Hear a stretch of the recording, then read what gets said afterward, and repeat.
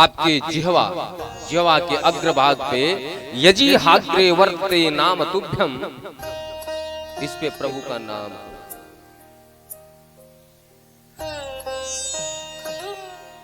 मैया जो इस प्रकार अपने सांसारिक जीवन में रहते हुए अपने कर्तव्यों का निर्वहन करता है, वो प्रभु के धाम को जाता है। कर से कर्म करहूं विधि नाना, मन राखहूं जहां कृपा निधान। कर्म करो, खाने के लिए कौन मना किया? दिन में 3 बार नहीं 5 बार खाओ। अरे खाने के पहले यही सोच लो कि थाली ये मेरे गोपाल की है, ये भगवान की थाली है, उनको भोग लगा के मैं खा रहा हूं। कहना ही तो है, कहने में क्या जा रहा है? बिना मन के बैठ जाओ, आओ कन्हैया तुम्हें मैं भोग लगाता हूं। वो यार कन्हैया चल रोटी खा ले भाई, रिश्ता तो जोड़ के देखो, तब तो गोविंद आएंगे। सुखदेव जी महाराज कहते हैं कपिल जी महाराज अपनी मां को प्रणाम करके चले गए। आज मां सिद्धिदा नाम की नदी बन गई। उस जल को कपिल जी महाराज ने मत्थे लगाया, वन में भजन करने के लिए चले गए। अन्य कन्याओं का वर्णन करते हैं, स्वामी मनु के कन्याओं का वर्णन, मनोस सतरूपायाम त्रिस्त कन्याश्च जगरे आहुतिर देवहूतिश्च प्रसूत्रेत विशुश्रवा। प्रसूति मैया की विवाह का वर्णन करते हैं। प्रजापति के साथ विवाह हुआ। दक्ष प्रजापति की कथा सब लोग जानते हैं, फिर भी हम लोग चलते हैं उसमें।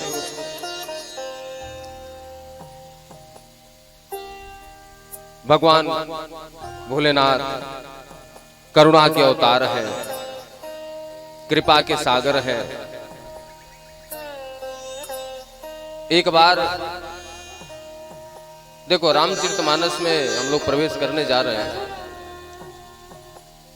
रामचरितमानस में जब जब एक बार शब्द का उच्चारण हुआ है, एक बार त्रेता युग माही, एक बार भूपत मन माही, आदि जिन जिन जगहों पे एक बार का वर्णन आया है, वहां पे कोई न कोई घटना घटी।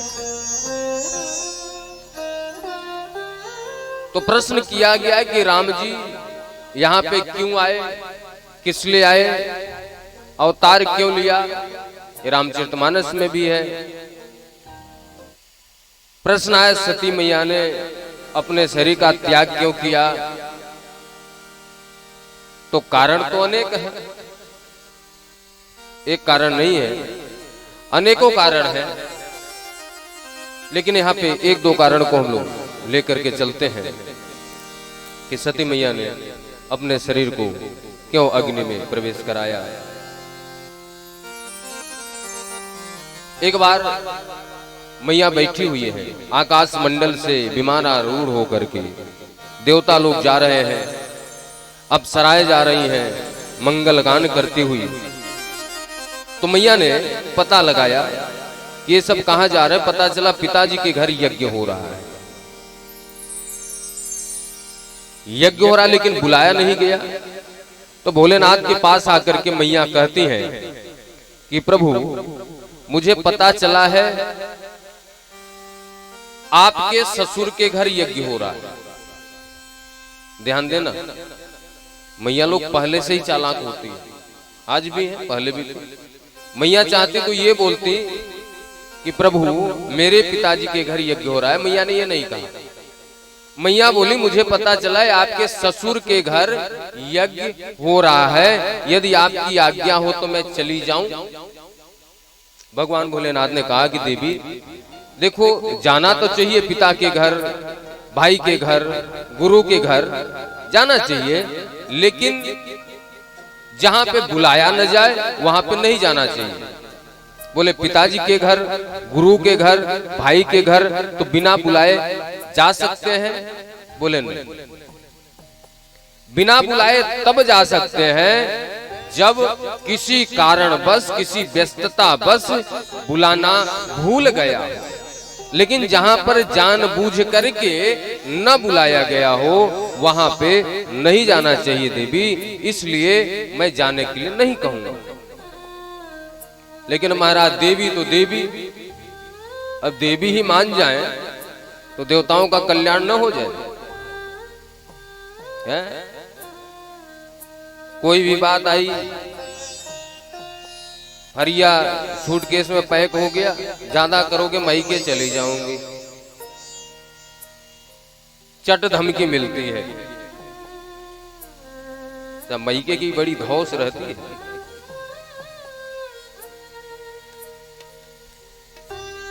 अब अच्छा, ये प्रथा बहुत पुरानी है, देवताओं के समय से।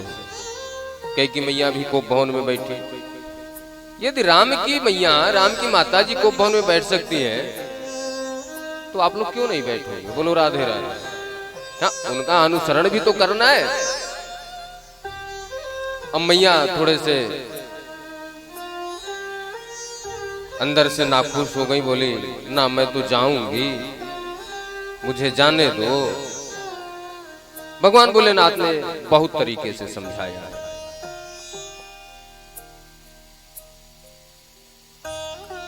आवत ही हर से नहीं, नैनन नहीं तने, तुलसी तहां न जाइए, चाहे कंचन बर। देवी वहां पर नहीं जाना चाहिए, चाहे गुरु हो, चाहे भाई हो, चाहे पिता हो, यदि जानबूझ करके आपको नहीं बुलाया तो आपको नहीं जाना चाहिए।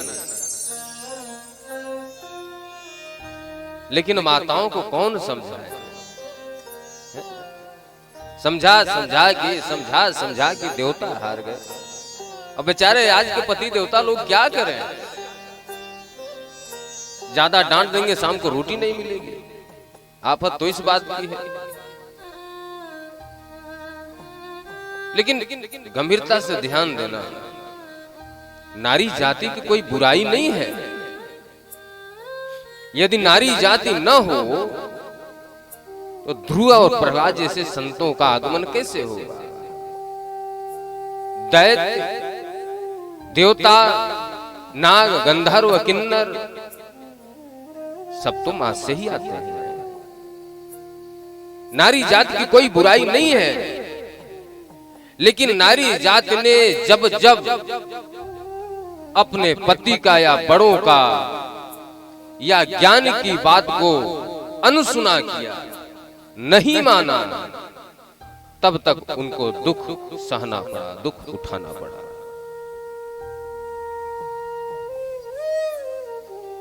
नारी निंदा न करो, नारी नर की खान, नारी से पैदा हुए ध्रुव प्रहलाद समान। माँ कैसी भी हो उसकी बुराई नहीं करनी चाहिए, पुत्र को या पुत्री को। माँ चाहे जैसी हो, आपकी औकात नहीं कि आप उसकी बुराई कर रहे, क्योंकि वो माँ है, उसने जन्म दिया है। लेकिन नारी जात, स्त्री जात ने जब जब पति की बात या बड़ों की बात या ज्ञान की बात अनसुना किया तो दुख सहना पड़ा। वही काम आज सती मैया ने किया। भगवान भोलेनाथ ने इतना समझाया। भगवान भोलेनाथ का काम है समझाना। भाई समझ जाओ तो समझ जाओ, संत लोग साधु लोग क्या करते, यही तो करते हैं। संतन छोड़े संत ही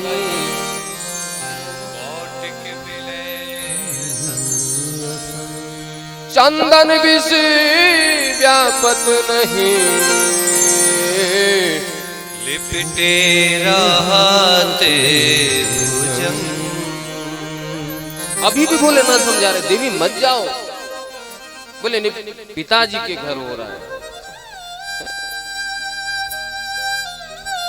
बापू के घर हो रहा है, माता जी के, मैं के ना जाऊं। आपकी बात मान लूं, मैया की बात छोड़ करके।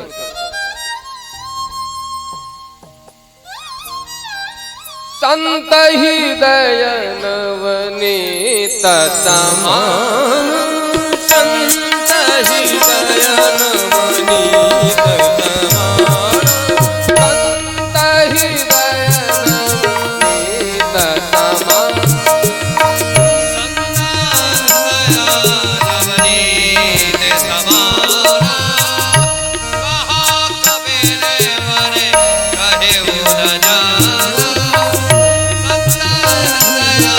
नवनीत समान, देखो यदि मैया लोग बात मान जाए तो काहे कष्ट उठाना पड़े। एक स्त्री का सब कुछ उसका पति होता है, पति की अवहेलना नहीं करनी चाहिए। लेकिन यदि भगवान के रास्ते जाने में पति बाधक बनता है तो बस एक ही बात का ध्यान रखना, मेरे तो गिरधर गोपाल दूसरों